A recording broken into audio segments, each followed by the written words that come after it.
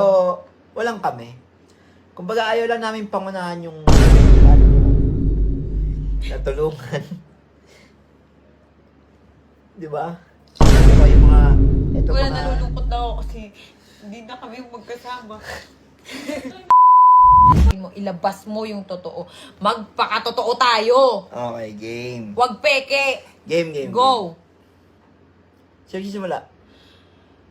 Bakit ka nawala? Bakit ka nawala? Nawala ako kasi... Simula nung una nating problema.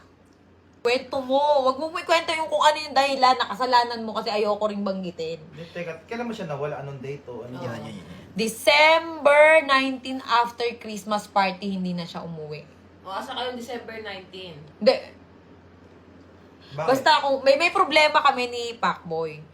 Okay, ayoko naman banggitin kung ano man yung ginawa nito. Kaya kung mapapansin nyo, puro bash ako sa social media na hindi ko sinasagot. Naglabas lang ako na, may boyfriend na ako. Naglabas lang ako ng ganun. Wala eh. Doon ako naging masaya eh. Kumbaga, si Pacboy sa side niya, nung time na yon siguro masaya siya. Tapos ako, bumira ako nitong January. Sige, masaya na ako biglang. Ito na yung kasiyahan ko. Ikaw kasi ang problema sa'yo, hindi ka nagpapakita sa social media. Yun lang yung problema. Hindi ka nagsasalita. Kaya iniisip nila, depressed ka dahil sa akin. Dahil dun sa nangyari sa amin ni Tapang, kailan lang naman pumasok siya. Kaya nga. Pero actually, mga idol, kasalanan ko naman din talaga. Kasi nung mga time na kailangan niya ako, yun na nga, yung nasa ospital siya. Wala ako nun. Halos inumaga na ako pauwi nun. Pero, ang totoo nun, kahit nagalit siya kasi yung time na nasa ospital siya, walang kasama yung bata dito sa bahay. Oo, hindi, huwag natin ano yan. Hindi reason, yung sa pagbo-boyfriend mo naman, hindi reason yung mga kasalanan mo na dahil nawala ka nung New Year, hindi yun. Teka lang okay, yung mga nangyari noon na sobrang stress na ako, na-stress na talaga ako na hindi ko na nakayanan, hindi na nakayanan ng mental health ko talaga na lagi ako na hospital, di ba? Yung time na yon, yun na yung nagkaka-problema kami ni Pacboy na Actually, mahal namin ng isa't isa. Pero, walang kami.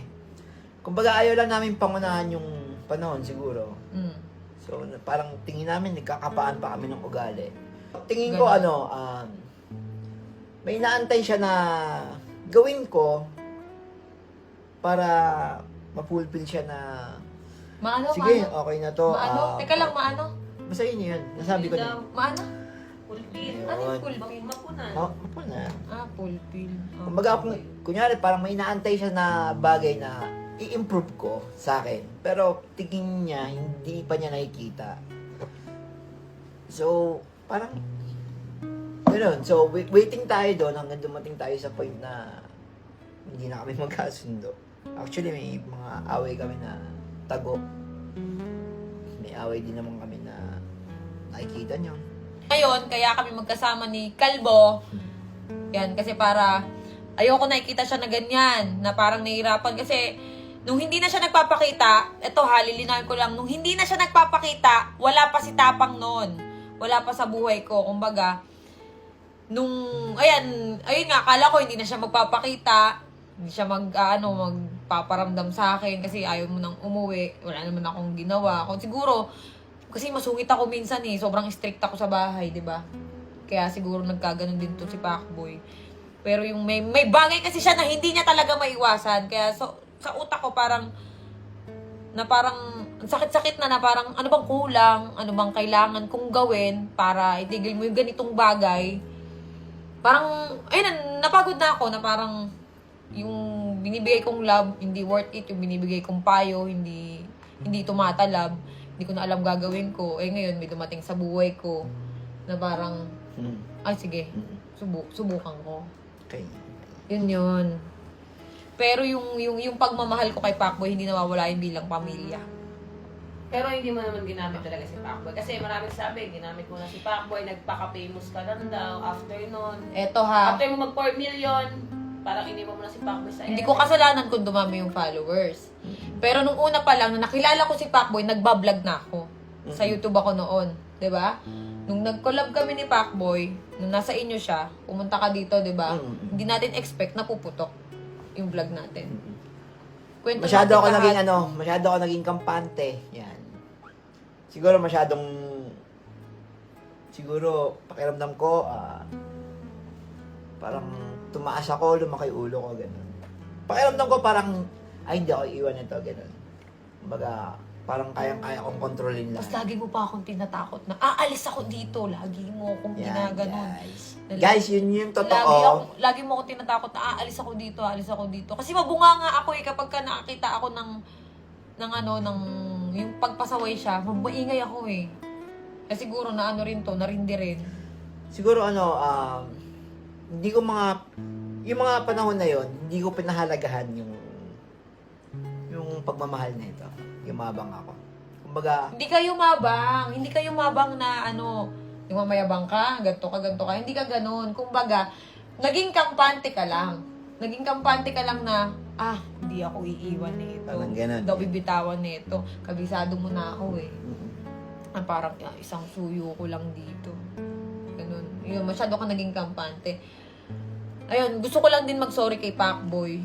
Kung gusto ko rin mag-sorry sa inyo. Alam ko, nasaktan ko yung feelings mo. hindi. Ngayon lang, alam mo yan, ngayon lang ako ganto.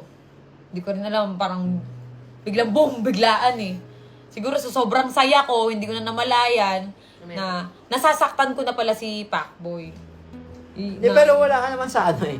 Kung tutuusin, guys, wala naman siya sa estado na, dyan sa point na yan, hindi siya darating sa point na yan kung naging, Nagpakita ka. hindi, kung siguro kung inayos ko, kung siguro, yung mga panahon na yon, yung problema namin na yon, kung siguro, inintindi ko siya, and then, siya naman, nung time na wala ako, ang naging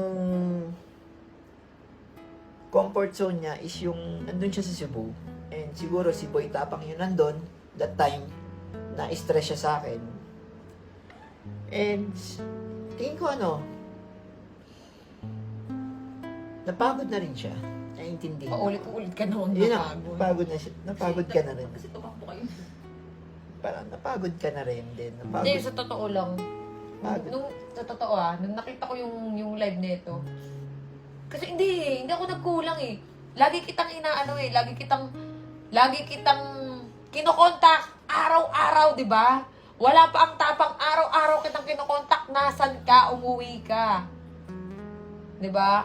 Pero anong ginagawa mo, deadma? Ito, sa loob ng 1 yun yung magkasama. Ano man sa'yo, Pacboy, na yung kay Cherry White na yun, yung magsisimula siya ulit na hindi ka na niya makakasama. Kumbaga, parang magsisimula ulit kayo sa umpisa. Totoo naman kasi niyan. Kaya naman natanggap ko yun sa kanila ni Tapang. Hindi ako tumingin sa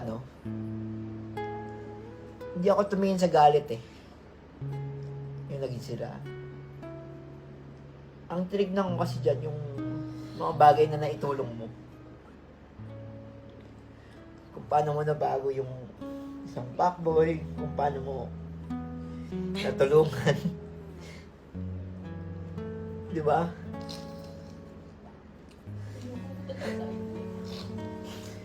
Hindi, Bobo yun mo yung kasi. tumingin ako sa hindi ako tumingin sa galit ko. Tumingin ako sa mga bagay na naitulong niya sa akin, sa kung paano niya ako binago. Teka lang, lilinawin ko lang tag dito, lovely. Yung mga vlog namin, sinasabi yung ginamit si Pacboy, nung nawalan siya ng page, yung mga video niya na ginagawa ko, yung mga content sa akin niya ina-upload sa page ko. Kaya guys, Ako pa nag-e-edit nun sa sobrang tamad mo. Alam mo yan. kaya nga, Todo trabaho ako. kaya itong mga oras na to, yung mga, Nalulungkot na ako kasi hindi na kami magkasama. Iyak ako, utang ina niyo. masakit guys, pero kailangan natin tanggapin kasi tutusin, walang problema to tao na to. Sobrang bait nito. Sobrang bait. Hindi niya ako ginamit. Tinulungan niya ako tinulungan niya ako mag-grow. Yun. Pero Hindi, ano lang sasabihin ko lang na kaya ako kinausap si Pacboy ngayon. Kasi ito ko ngayon eh. Ayokong to si Kalbo na lugmok. Nakita ko na siya, na stress. Ganyan. Ayoko na makita siyang walang-wala, ganun. Di ba, pangako ko sa'yo noon na aayusin ko yung buhay mo? Diba? Tulungan mo rin yung sarili mo. Itigil mo kung ano yung dapat mong itigil. Tulungan mo kasi yung sarili mo. Kasi hindi ko na alam kung paano pag gumakaawa gagawin ko sa'yo eh. Bugbog sarado ka na nga, wala pa rin epekto eh. Diba? Sila Norbin, di yan nagkulang din sa'yo. Ang bait nila sa'yo. Sobra. Oo, hindi yan nagkulang sa'yo. Seryoso. Kahit ano magkasama pa tayo dito sa bahay, ang lagi kong kausap sa mga problema sa'yo, si Lovely lang.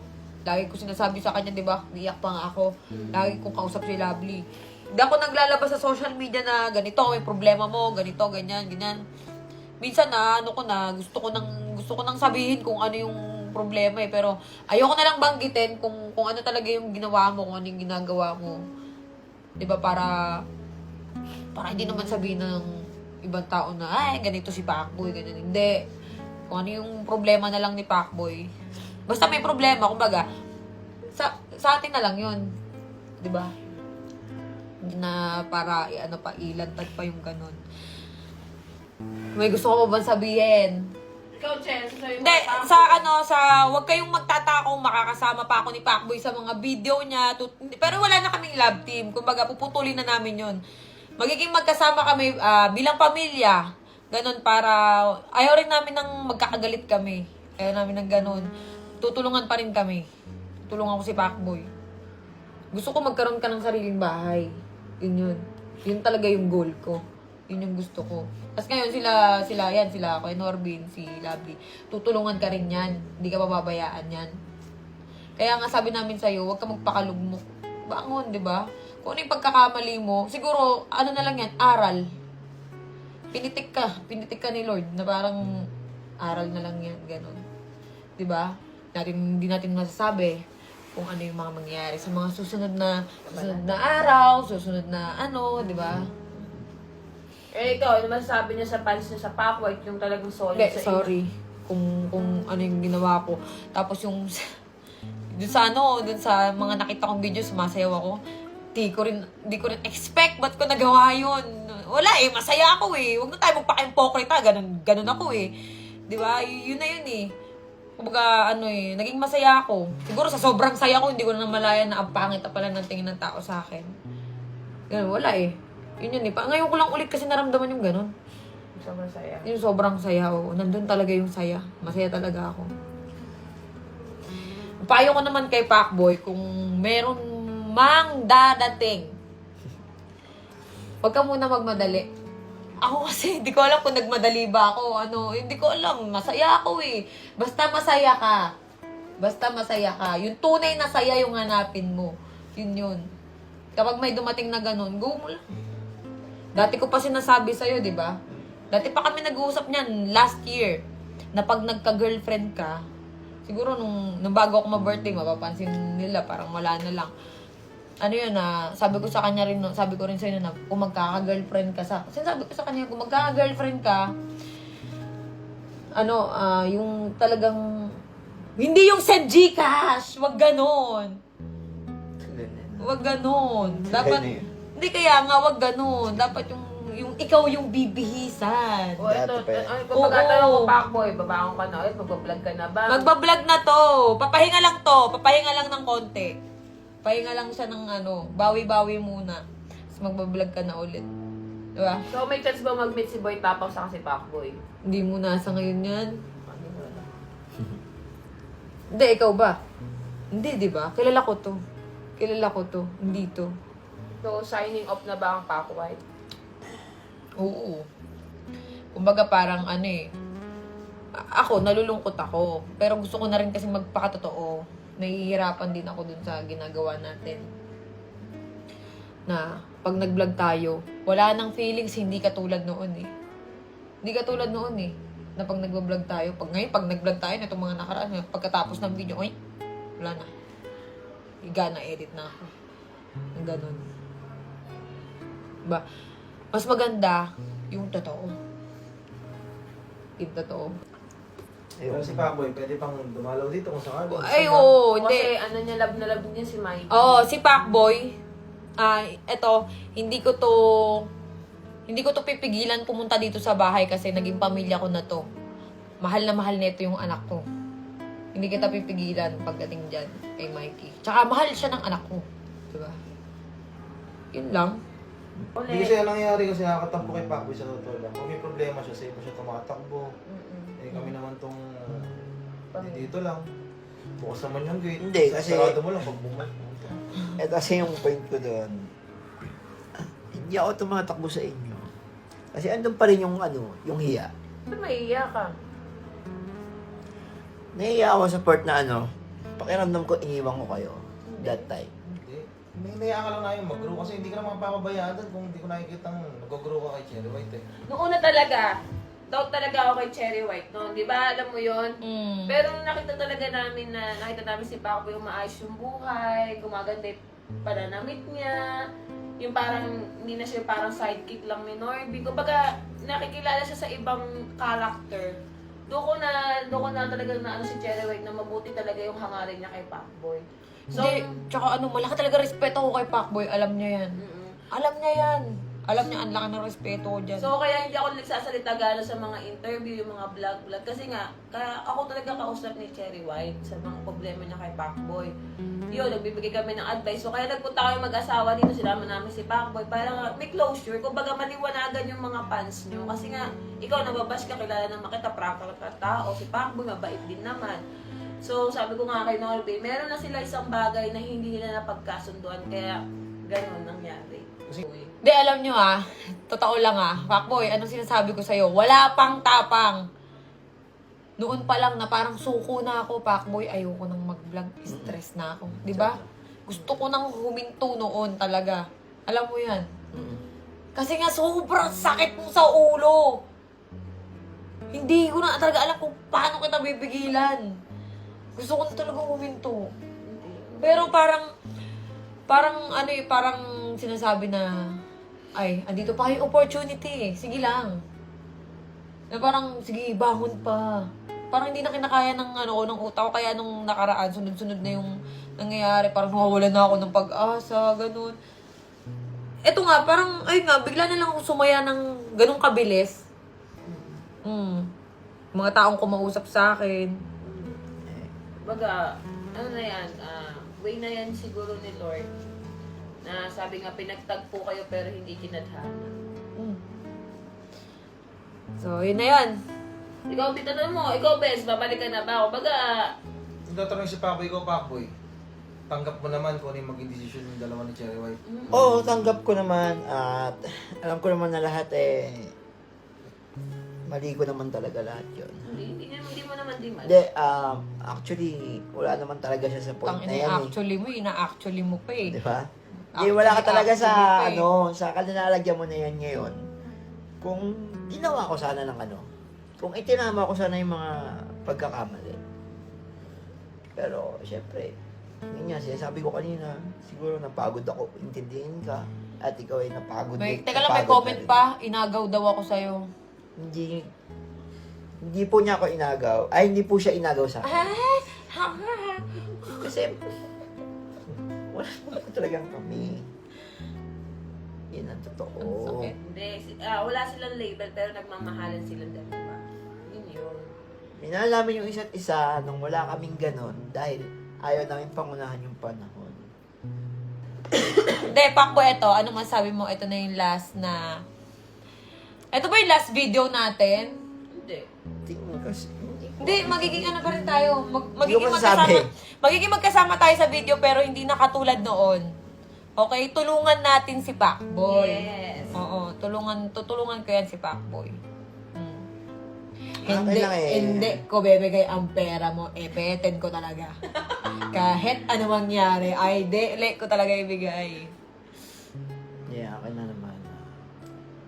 Ayun, gusto ko lang mag-message din siyempre sa, yun, kay Boy Tapak na thank you kasi nandiyan ka ng mga panahong wala ako. Nandiyan ka ng mga panahong malungkot siya. And maraming salamat kasi dahil nakita ko na kung gaano siya kasaya nung mga panahong wala ako at kailangan niya ako. Oh, ano yung Ayun sinasabi na mo? nga, thank you sa'yo. Ako na Kay ba? Mikey to sinira. Ako na pala kay Chire, Pakboy. Hindi, yun sa inyo, Eh, si Boy Tapo ko na, si Boy Tapo ko. Kunyari ako si Boy Tapang, kung sasabihin mo kay Boy Tapang. yun, stay in love always, and Sabi nga kay Boy Tapang, ay si Boy Tapo. Boy Tapang, yun, thank you Oh, ano sa'yo. masabi mo kay Boy Tapang? Yun, thank you sa'yo kasi dahil nung mga panahong malungkot siya, nandiyan ka para i-comfort mo siya. And di mo siya iniwan ng mga panahon na yon na stress siya sa akin. At Kumpani natin syempre, yun, stay in love and focus lang sa goal nyo. Yan, magbahalan kayong dalawa. Sige, minsan, dalaw ka sa Cebu para pakita mo kami ni Chire. Oo, sige. Pero baka hindi na rin siguro. Yan, at syempre dahil 4M followers na tayo. Yan, sa lahat ng nakashare dito sa video na to, maglagay kayo ng Gcash dyan. Syempre, mamimigay ako ng Gcash dyan sa pin comment. Mag-comment lang kayo dyan ng Gcash number nyo and then screenshot kung nakashare kayo sa video na to. Share ko lang syempre kung paano yung technique dito sa mines. Ito yung palagi ko nilalaro dito sa car, lalo na kapag malayo yung biyahe. Kahapon, 60 plus lang to kasi nakash out ko na yung 130. Ayan, for example, bebet tayo ng 3,000. Yan. Mabilis lang dito, kada dalawang pindot, sinisiyo ko agad. Ayan o. Yung 3,000 naging 4,170 na. Yun, syempre, ganun lang kabilis maglaro dun. Kada dalawang bomba, pipindutin mo yung CO ng CO. And sa mga gustong buenas-buenasin dyan, yung link nasa pin comment, andyan yung ginamit ko na link.